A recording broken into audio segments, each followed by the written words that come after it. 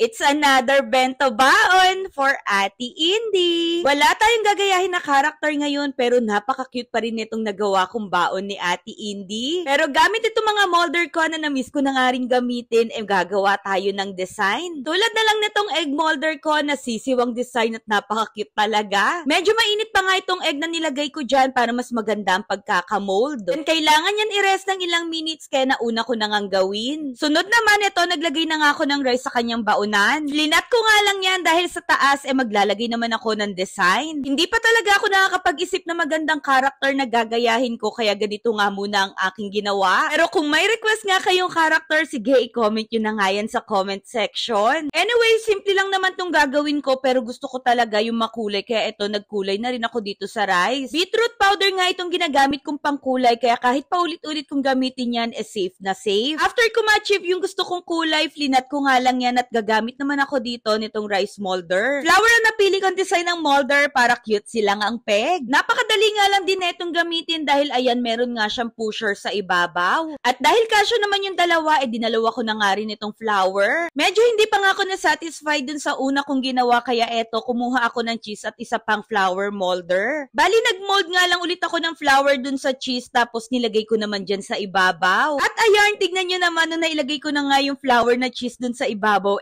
ang cute na ngang tignan. Naalala ko nga rin, meron din akong pang-design na dahon at meron pa nga natirang cheese, kaya ayan, ginawa ko na nga rin. Hindi lang masyadong visible yung design dyan, pero sa personal, halata naman. O, diba? Simple lang yung pagkakagawa, pero napaka-cute. Kaya minsan, pag wala talaga ako naiisip na gagayahin pang character, bumabalik ako sa paggamit ng mga molder. And for the ulam naman, ito ang request ni Ate Indy. Christmas ham yan at lagi na nga rin kaming may stock sa rep dahil paborito na nga daw niya yarn. And this is it, malalaman ko na nga kung na perfect ko bang i-mold itong egg. At tignan nyo naman dahil kuwang-kuha natin yung design ng sisiw. Ang cute nga rin talaga nito dahil tignan nyo meron siya kasamang paa. Nagupit nga lang ako ng bilog sa nori at nilagyan ko nga yung mata niya. O diba yung egg natin biglang naging sisiw na.